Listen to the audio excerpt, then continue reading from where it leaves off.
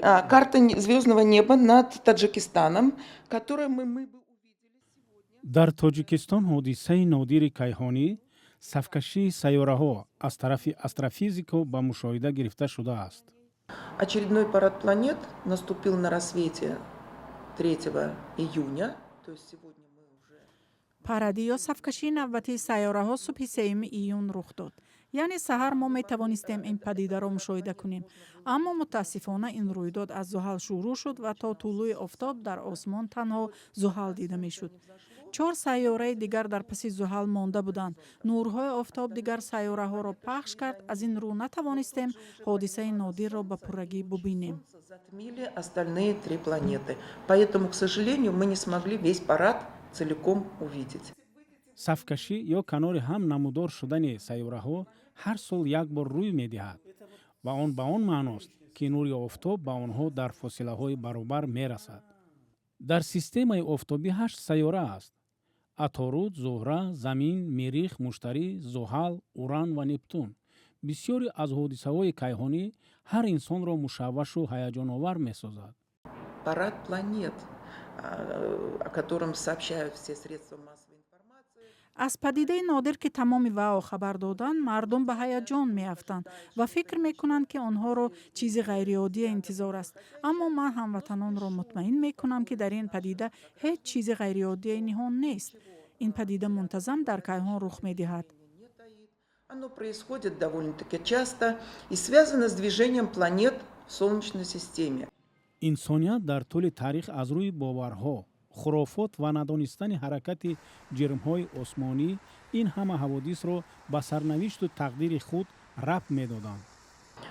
Планеты, движение планет, расположение звезд, Луны, Солнца и так далее, другие астрономические явления никоим образом не могут предрешить. сайёраҳо, ҳаракати сайёраҳо, ҷойгиршавии онҳо, моҳ, офтоб ва дигар ҳодисаҳои нуҷумӣ ба ҳеҷ ваҷҳ сарнавишти афродро пешакӣ муайян карда, пешбинӣ ва кӯмак расонида наметавонанд.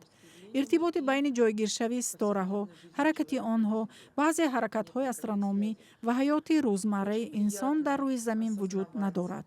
дарки он ки ӯ дар зери ситораи хуштоле таваллуд шудааст лаззатбахш аст, ки ҳаракати сайёраҳо ба хушбахтию муваффақиятҳо ва саодати хонаводааш мусоидат мекунад, ин бештар ба ҳавзаи равоншиносии инсон марбут аст ва ин чандон муҳим нест, ки чӣ гуна вобаста будан мехоҳад интихоб аз ӯст, ба офтоб, ба моҳ ё ба дигар падидаҳои табиӣ вобаста бошад. Он сам себе может выбрать, от чего ему приятно зависеть, от Солнца, Луны или от погодных явлений. гулчера қоҳирова илова мекунад ки чунин боварҳо аз маърифати начандон баланди ҳар шахс бармеояд, вале ҷомеа бояд кӯшиш ба харҷ диҳад ки ин тамоюл боиси ифротшавии насли ҷавон нагардад. Конечно, мы не поддерживаем такую мотивацию. албатта мо аз чунин ангезаҳо ҳимоят намекунем. мо мехоҳем ки ангеза дар мафҳумҳои дигар бошад. мо аз меҳнатдӯстӣ, мафкураи солим ва илмомӯзӣ ҷонибдорӣ мекунем. аммо бо вуҷуди ин бархеҳо ба ситораи худ имон доранд. мо бо онҳо баҳс намекунем. бигзор он ситораҳо барояшон ҳамеша дурахшон бошанд, аммо меъёрро дониста вобастаи падидаҳои табиӣ нагарданд. дар асл ин образи шоирона аст ва ягон ситораи бахтовар ё хуштоле вуҷуд надорад. И никакой счастливой звезды у людей нет. дар идомаи суҳбат гулчера қоҳирова дар мавриди таъсири ҷирмҳои кайҳонӣ аз ҷумла моҳу офтоб нақл кард. Луна достаточно относительно близко, и бывает, у Луны тоже бывают точки в ее орбите. моҳ ба андозаи кофӣ наздик аст ва дар мадори худ нисбат ба замин нуқтаҳо дорад. мо онҳоро перигей, иғроқомез ва апогей авҷ меномем. ин ду нуқта ҳангоми наздик шудани мадори моҳ ба замин пайдо мешавад. то ба ҳол танҳо таъсири моҳ ба ҷараёни мавҷҳои уқёнусу баҳрҳо сареҳу 100% собит шудаасту халос, чизи дигаре не.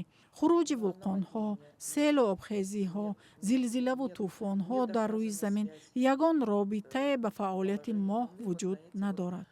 дар мавриди офтоб бошад, то имрӯз таъсири фаъолияти офтоб дар шакли тӯфонҳои геомагнитӣ дар рӯи замин собит шудааст.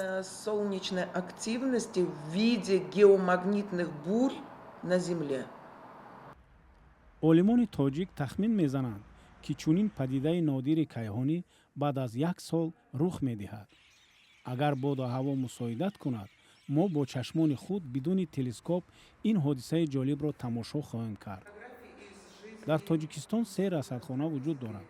яке дар Бадахшон, ки ҳоло дар таъмир аст, дигаре дар Ҳисор ва калонтаринаш расадхонаи Санглох дар Данғара, ки олимон шабу рӯз аз ин ҷо кайҳонро зери мушоҳида доранд.